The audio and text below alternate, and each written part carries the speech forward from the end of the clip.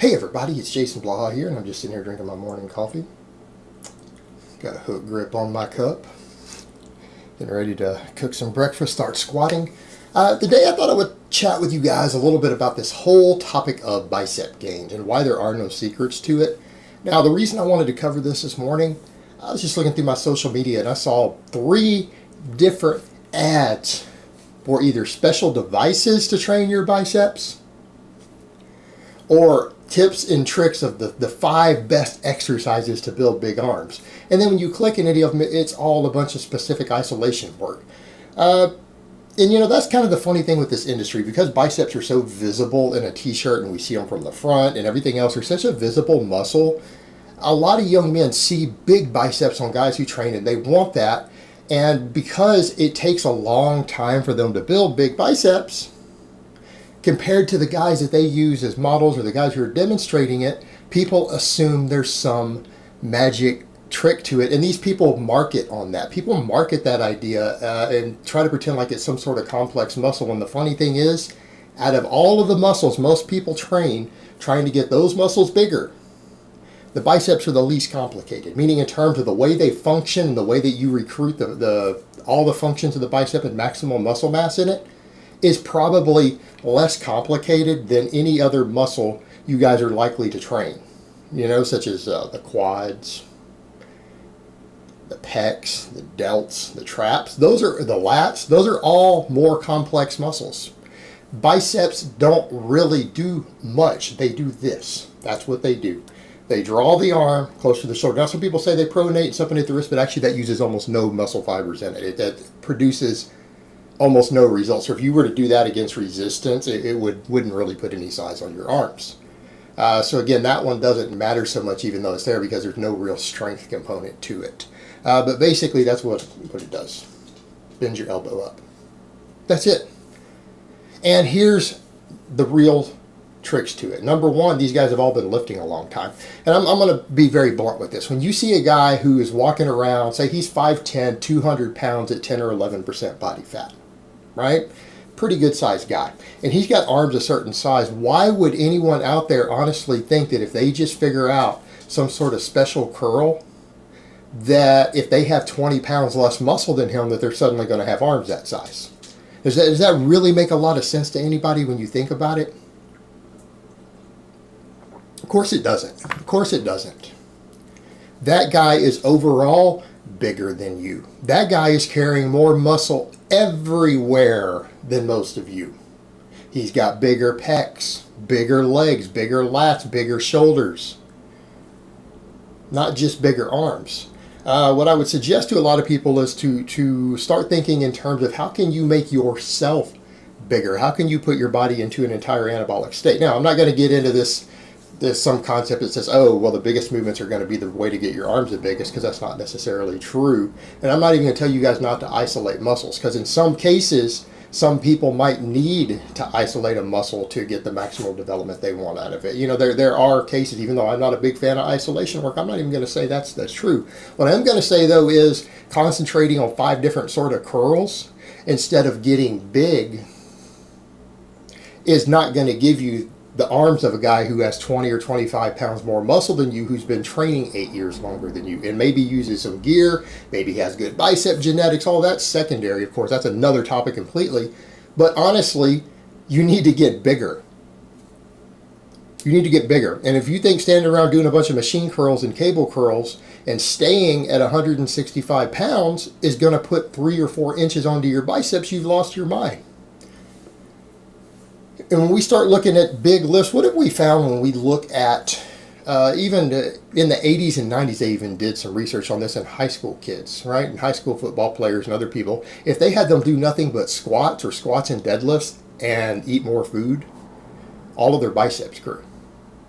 So for someone who's a complete novice, the mere act of doing heavy barbell work that doesn't even move the arm in any way, while eating enough calories to gain weight, causes their biceps to grow. In other words, there's a whole systematic response also. Because they're getting bigger overall, they're stimulating some growth through the entire body, and they're eating more food, even the muscles that aren't really directly trained still grow a little bit. And that's without doing a single curl, chin up, pull up, any of that.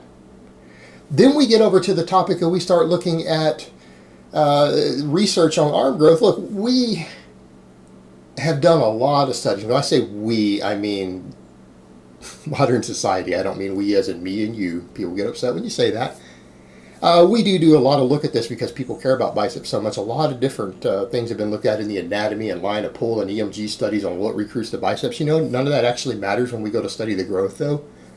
That we can sit around all day long and use EMG studies and say, aha, this sort of curl or this pull or whatever caused more activation in the biceps. But when we go study it in a lab, that doesn't even matter as long as enough volume is there that trains the bicep. Even with exercises that don't have an efficient line of pull, their biceps grow. Their biceps grow. And there have been multiple studies done at this point to where if enough volume is done with progressive overload, when they compare groups that do lat pull downs versus groups that do curls, the guys who do the lat pull downs, their biceps grow just as fast. And we don't really think of a lat pull down as a bicep exercise. Of course, bodybuilders come and say, well, it's because they're not focusing on their back and therefore their arms are growing. It's total nonsense, guys. I've discussed with you guys a lot about studies between mind-muscle connection and explosiveness on multi-joint exercises and how different muscles get recruited. Actually, mind-muscle connection is not the best way to get the most muscle growth or activation, even on an EMG out of a compound movement. Lifting explosively with good form is. That actually beats the mind focus because it recruits all the muscles at a higher rate. But when you look at that, there's been studies done on novices on it. Been studies done on intermediates on it, and there have even been studies done on scholarship college athletes, and they've all found kind of the same thing, that the lat pull down builds just as much bicep as a machine curl does. That's just a reality of it. So here's what I would say to guys. When you think about it in those terms, you guys, if you want to add 3 inches to your biceps, you really need to be thinking in terms of how can I put 20 pounds of extra muscle on my body? Am I doing enough big compound movements to make everything grow? Am I eating enough calories? Am I eating enough protein? Am I eating enough food to facilitate systematic growth in my body? Am I getting enough sleep? If I want big biceps or big triceps or whatever, am I doing the big movements that give you the best results? In other words, if you want big biceps, you should also be focusing on, instead of focusing on 7 different types of curls, you should be focusing on getting really strong on weighted chin-ups.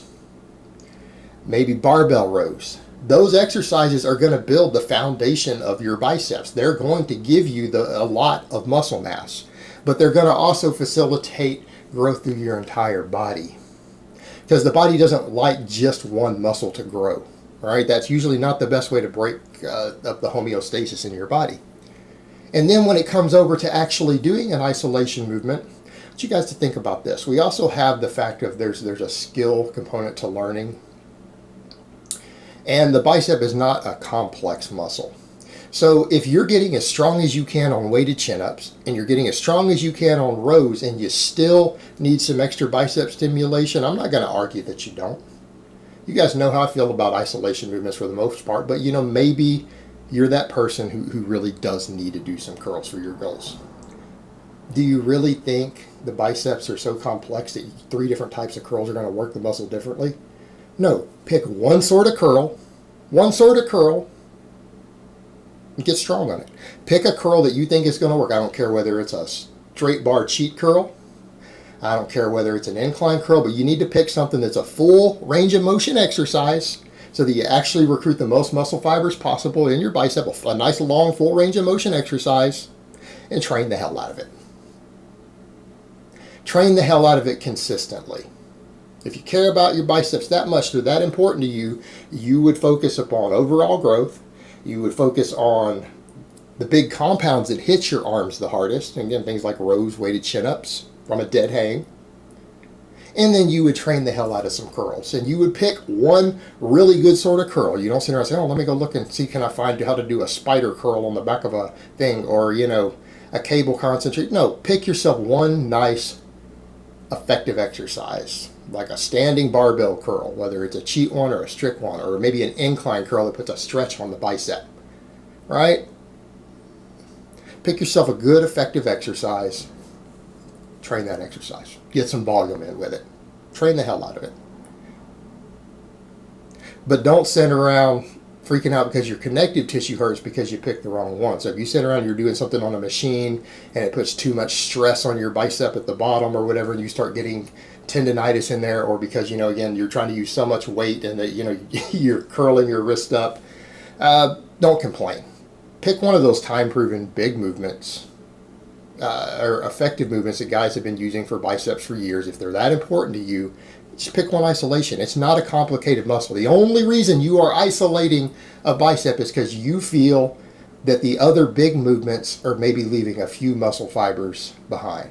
So you should pick a nice, effective, full range of motion exercise and just train the hell out of it then. If you want to do curls that bad. But you don't need 5 different types of curls. You don't need to find a way, oh, let me find a way to do half curls or partial curls. Sitting, oh, this trick is to do curls sitting on my down and have a bar stop it halfway down and do this. I mean, this sort of nonsense, guys. You're not even training the muscle through a full range of motion. Besides the fact that you're trying really hard to isolate it, there's not one shred of evidence that isolating a muscle actually causes more growth. So people are putting in all this extra effort instead of realizing that these isolation movements are a supplemental exercise because you think you need more work. They should be your secondary focus. Not saying not to do them if that muscle is really, really important to you, but you don't need 5 different isolation movements for any muscle in your body. Get strong on the big lifts, eat enough food to grow. Put 20 pounds of muscle on your frame from where you are now while doing these exercises, and I promise you your biceps are going to grow. Right? That's it. There is no secret. All right, guys, but that's really all I have to say on that today. I hope it's been informative, and I will talk to you guys next time.